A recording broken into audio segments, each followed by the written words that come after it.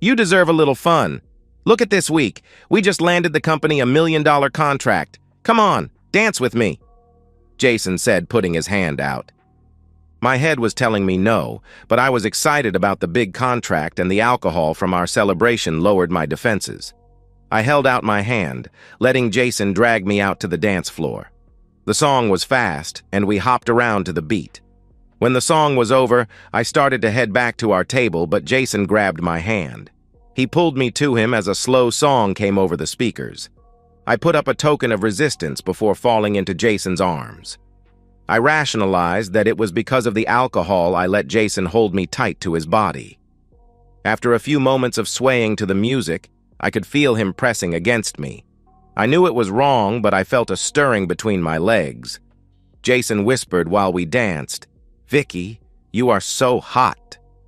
When the song finished, Jason kissed me on the cheek, taking me back to the table. "I'm Vicky Harris. I've been married for 23 years, but not to Jason. Jason Clark is the new hotshot at our advertising agency. He is 10 years younger than my 45 years. Jason, like me, is married with an 8-year-old daughter. Jason and I work for an advertising agency that has accounts all over the county. As a result, we travel to our clients. For me, that can be a trip every other month. The last 3 have been with Jason. On each trip, he has increased his flirting and hitting on me. My marriage to Ross Harris has been a wonderful 23 years. We have produced 2 wonderful children, Steve, 19, and Abby, 17. Ross has a very good job as management in a manufacturing company. Ross is a great father and a wonderful husband. With all that I've just said, you are probably asking, why am I telling you about letting a man, not my husband, press his body against mine? Well, that was the start of my downfall. When Jason got me back to the table, he started to order another round of drinks. I tried to tell him that I had enough and was finished. "Come on, Vicky. You deserve this. This has been a big week for us." I started to buy into Jason's line that I deserved it. 1 drink led to 2, and another dance grinding away. By our 3rd time on the dance floor, Jason was practically pressing himself against me on the dance floor. I was getting turned on, and Jason knew it. I didn't move his hands off my back as we danced. He even copped a feel of my breasts. He said it was an accident, but we both knew he did it on purpose, and I let him. Back at the table, Jason suggested that we call it a night. "I should walk you back to your room and maybe we could have a nightcap," Jason said with his hand on my thigh. I knew what he wanted, but I thought I could stop it before it got too far. Jason leaned over, kissing me on the lips. I hadn't kissed another man like that since before I met Ross. His tongue was down my throat, and I didn't stop him. He looked at me. We deserved that. Jason helped me to my room. I stumbled a few times with him holding me up. Once in my room, there was no nightcap. I was in Jason's arms with his tongue in my mouth. We kissed for a few moments before his hands were in my blouse engulfing my breasts. Somehow, I got my wits about me and stopped him. "Jason, we can't. I'm a happily married woman to a great man." Jason looked me right in the eyes. "From what I know about you, you are a wonderful mother. I'm married to a great woman. But it is just you and I here now. We deserve this. No one will know but us. I'll stop if you tell me that you aren't incredibly turned on." His logic made no sense, but he was right. In just a few seconds, I was back in his arms with my blouse and bra on the floor. Not sure how, but the next thing I remember was being naked on the bed with Jason. I couldn't remember if it was good or bad intimacy. I just remember waking up naked in bed with a hangover. A hangover with a naked man in my bed who was not my husband. My horror started when I realized that we had been intimate and I had his essence inside me. I slapped Jason. "What the hell, Jason? I can't believe you did that to me. I am not on the pill, you jerk." "Calm down. I got snipped after Heather was born. You weren't complaining when I was with you last night."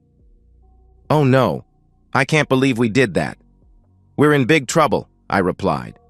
"Oh please, we are not screwed." "Okay, we did screw. Twice. Why is this a problem? I enjoyed it, and from the way you were shouting, you enjoyed it too." No one needs to know and no one will know. Hell, we deserve this. Come on, let's take a shower. I'm so foolish.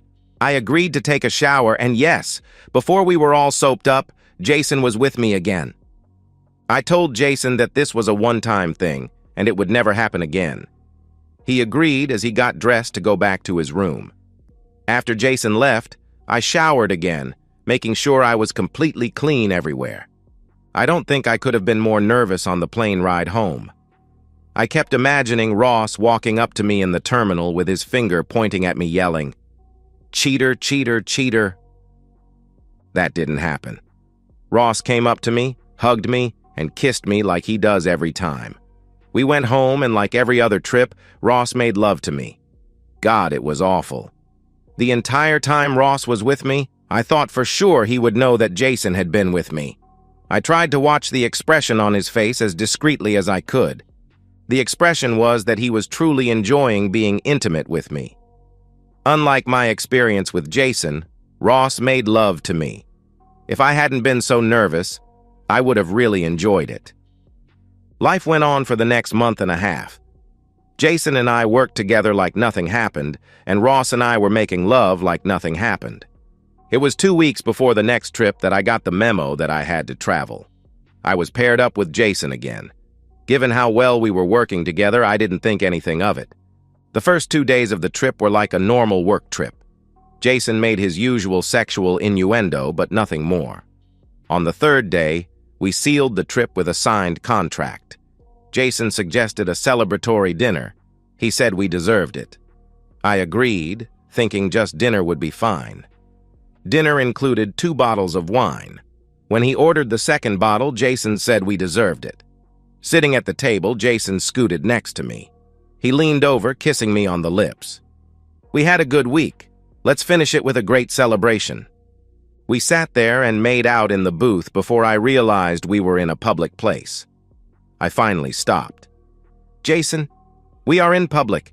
We can't be that stupid. He grabbed my hand and placed it on his firm waist. Oh no, I thought to myself. I had told myself that last time was a one-time thing, but I felt overwhelmed with desire. Take me back to my room. Jason pulled me up from the booth, taking me in her arms. He kissed me on the lips, grabbing me. I pulled back and said too loud, "Damn it, Jason, wait till we get to the room." We hurried back to the room. Once the door was closed, we couldn't get our clothes off any faster. We were intimate several times that night and once more in the morning. I couldn't help but notice that when I was with Jason, he wasn't as well endowed as Ross. He was close, very close, but I could tell the difference. I did my same routine after Jason left. I showered, cleaning off any remnants of Jason in and off my body. Getting out of the shower, I stood looking at my 45-year-old body. I thought I looked good. Yes, my butt had grown and I had too much around my middle. I was hot enough that a man 10 years younger wanted me, and I had given in to him. I was less nervous on the plane ride home. My Ross was there like always, waiting for me. He hugged me and kissed me like always. We went home and made love that night. Not nervous this time. I enjoyed making love to my husband. I had 2 more trips with Jason before things started to change. Right before the next trip, Ross told me he would not be able to take me to the airport and pick me up. Something came up at work, he said. Ross had changed. He was less affectionate with me. Our normal routine was to make love the night before I went out of town. Ross begged off, saying he wasn't feeling well. Ross would usually call me every night I was gone. He didn't call me one time. I called him a couple of times, but each one went to voicemail. He texted me back that he was sorry, but he was busy working late.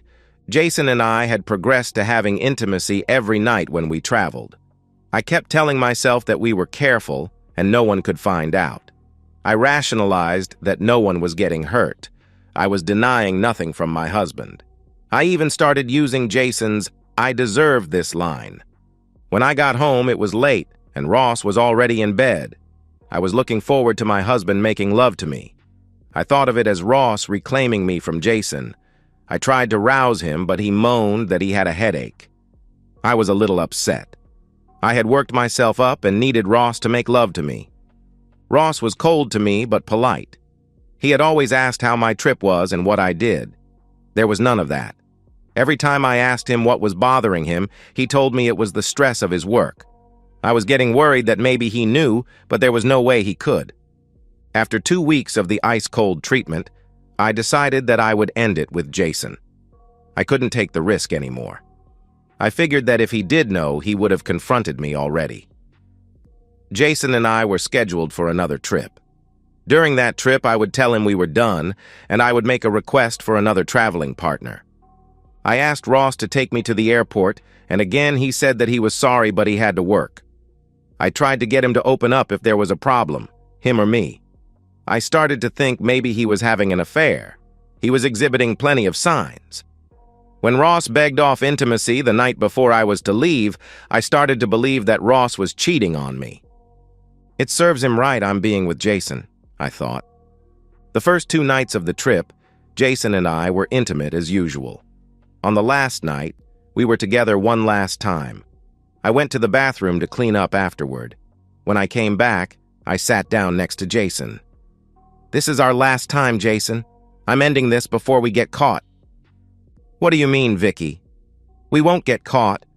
We are too careful. There is no way anyone will find out. Don't I always act so professionally when we are together back at work and even on our trips till we get in the room?"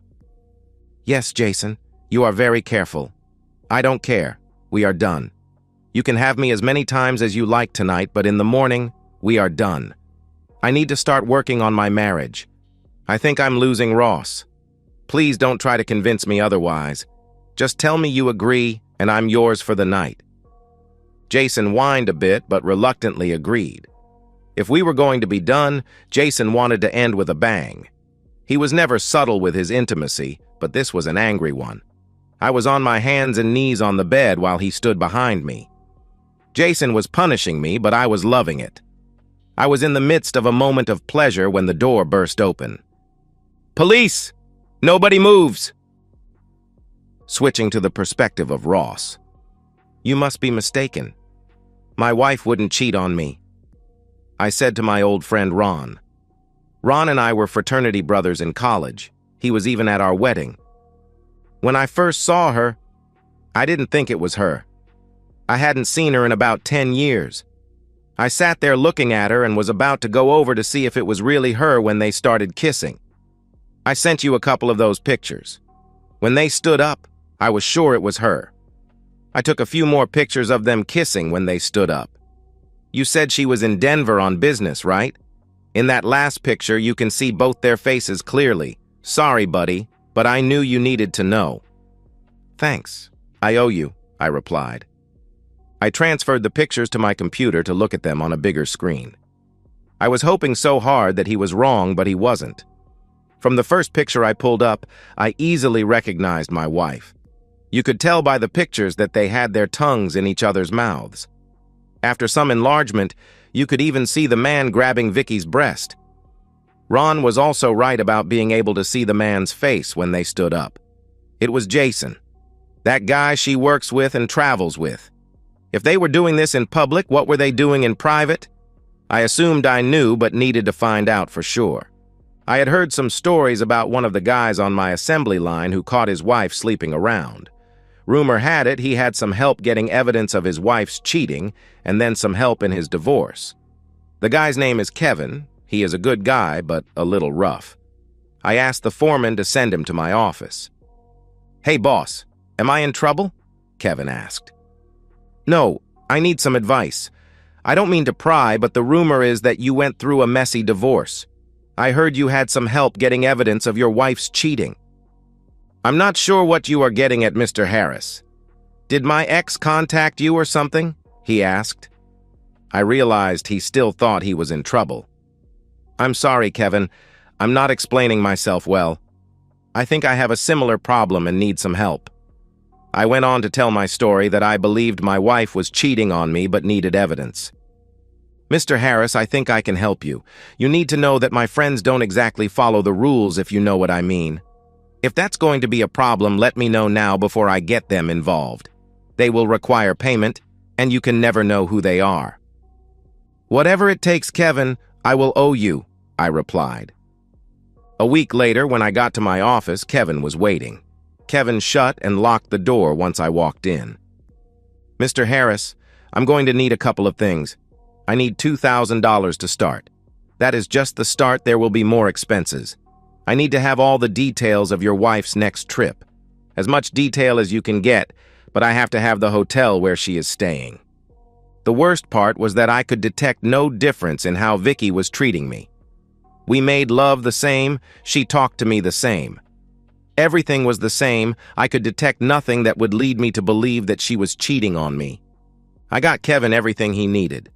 I had her complete itinerary right down with the flight numbers and confirmation number of the hotel she was staying at. Lastly, I had the cash. Kevin told me to relax and to act normal. I had 2 weeks to act normal. It was hard, but I did it. I even had intimacy with Vicky a couple of times. As much as I tried, I knew I was not acting normal. The best thing to do was to distance myself from Vicky. Not be rude, but just stay away. Vicky was back from her trip on Thursday, and Kevin was waiting outside my office on Friday. I'm sorry, boss. You were right, they were sleeping in your wife's room. We have pictures for you and some videos. They think they are very clever. They only do it when they are on their trips. I'm really sorry, boss. Thank Kevin, I needed to know for sure. Boss, one more thing. You can't use any of this in court. Wait, what do you mean? Didn't you do the same thing and I heard you came out smelling like a rose in your divorce? I asked. Yes and no. The same people who put this together for you did the same for me. We didn't use the pictures to get my ex to cooperate in the divorce. We used other means. I can talk to them about other means, but it won't be cheap. Kevin, just so we are clear, I don't want them hurt, I replied. Understood, boss. I will see what they have in mind.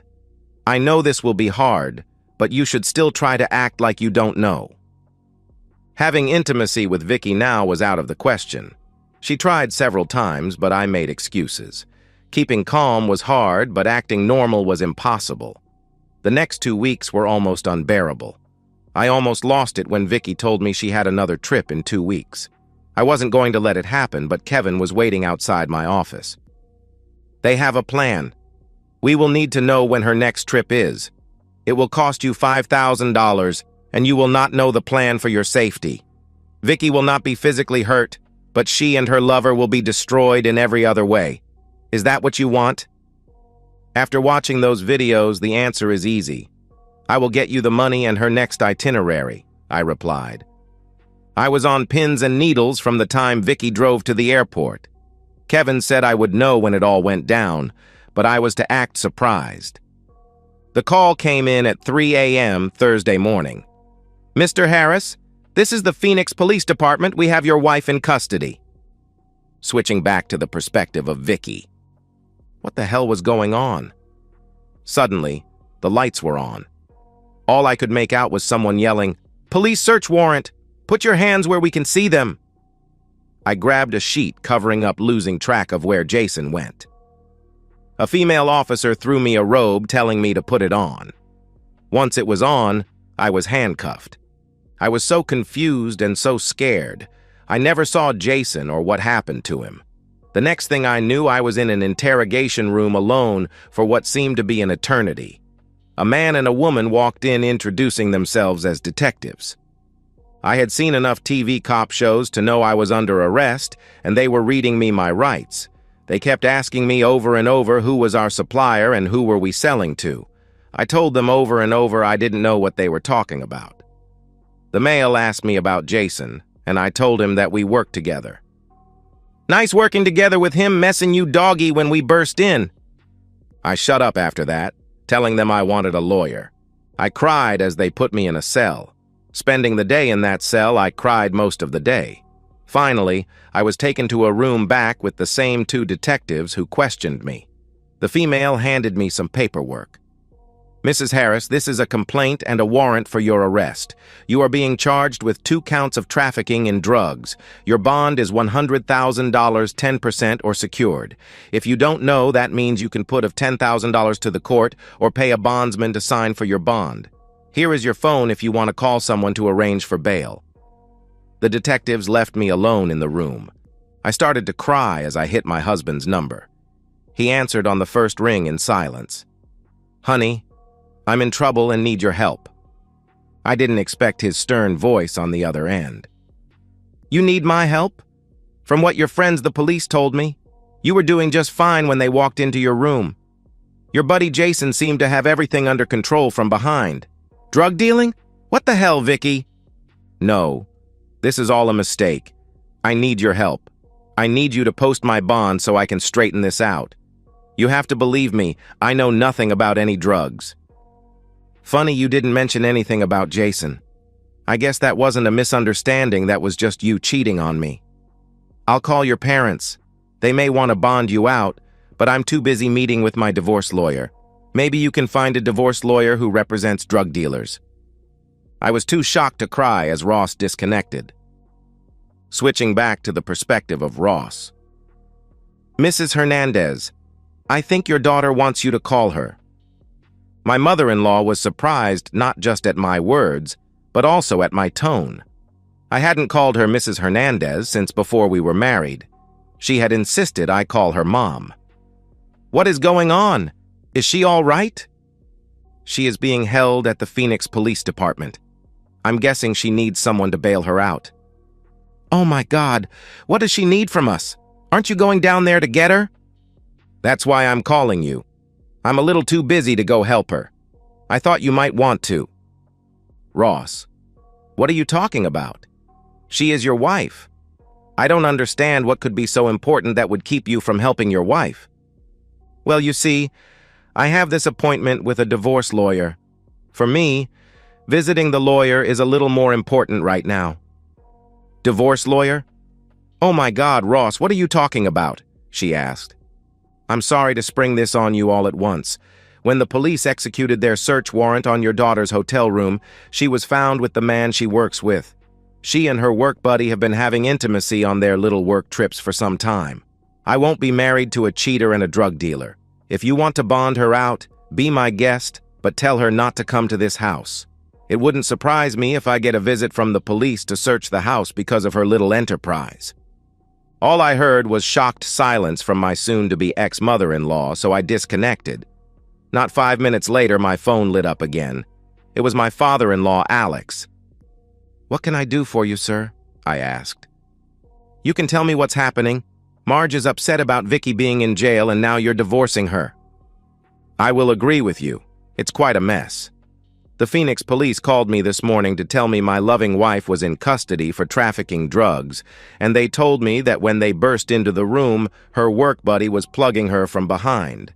They said that I would need to come to Phoenix with $10,000 to bail her out. Just so you know, I suspected your daughter was cheating on me. I will not be going to Phoenix, and I will not be wasting any of my money on her bail. I will be splitting our bank accounts and canceling our credit cards after I meet with my divorce lawyer. Vicky's father stammered that he didn't believe it and said something to the effect I should give her the benefit of the doubt. I disconnected the call at that point. I spent the rest of the day meeting with my new divorce lawyer and bank officials.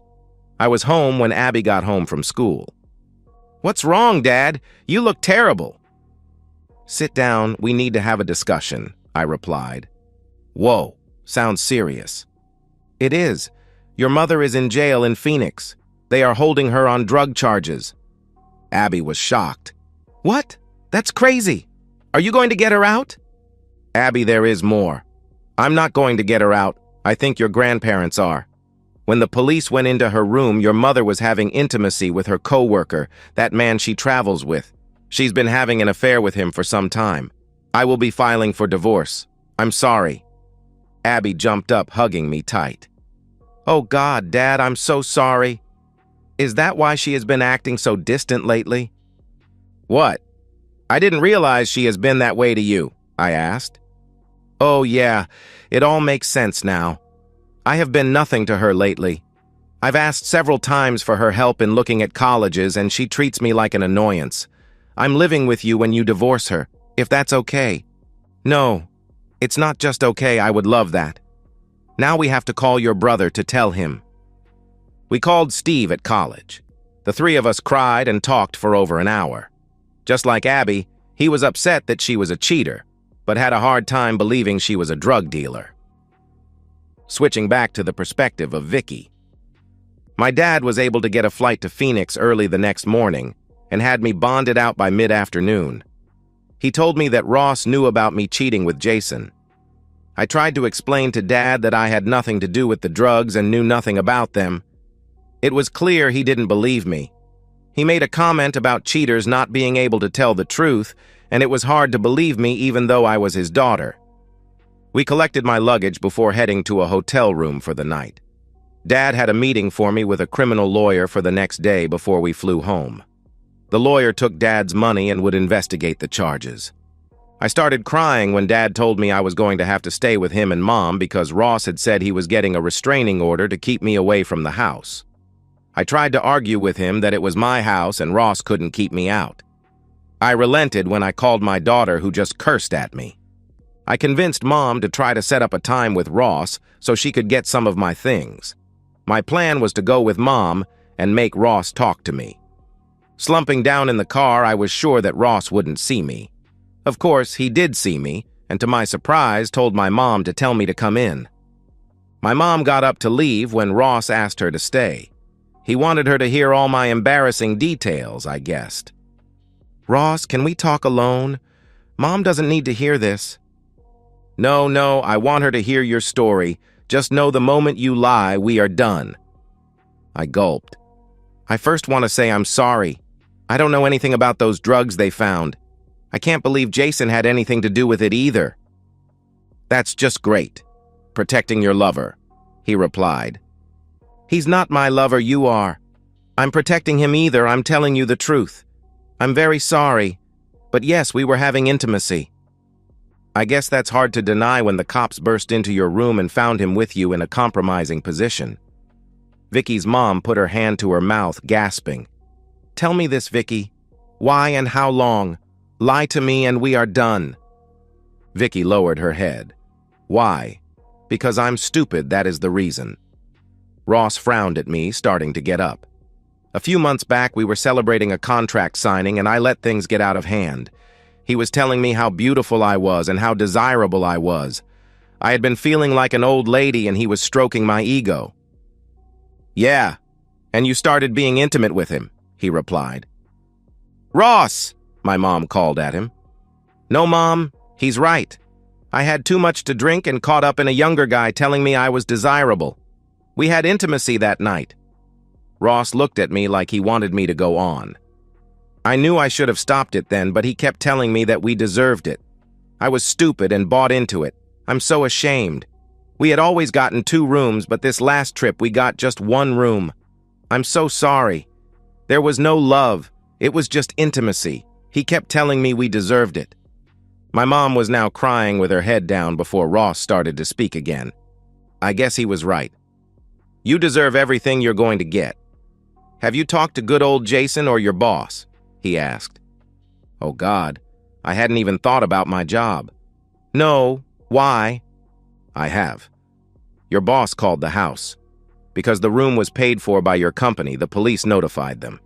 Your boss said you can come back to work but only pick up your things. He wanted me to tell you that you and Jason have been fired.